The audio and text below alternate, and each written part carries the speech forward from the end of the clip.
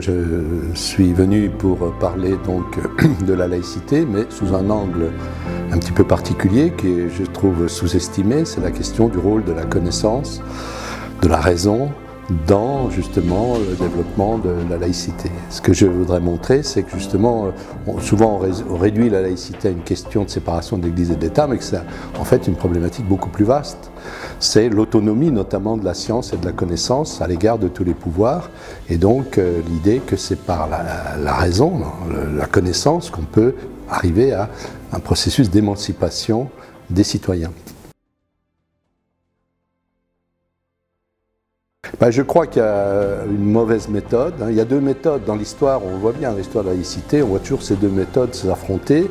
Une méthode répressive qui vise à inculquer de force quasiment des principes à des gens qui ne les partagent pas au départ.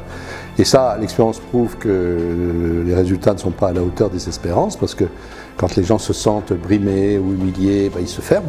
Et il y a une autre méthode qui, je considère vraiment progressiste, d'où le terme des valeurs progressistes, qui consiste à partir de ce que les gens sont, les respecter pour ce qu'ils sont, pour leur culture, pour leurs croyances, et faire un cheminement, comme on dit, un processus qui passe justement par le biais de la connaissance, c'est-à-dire de la science et de la culture, pour voilà, un itinéraire qui peut les amener à se transformer.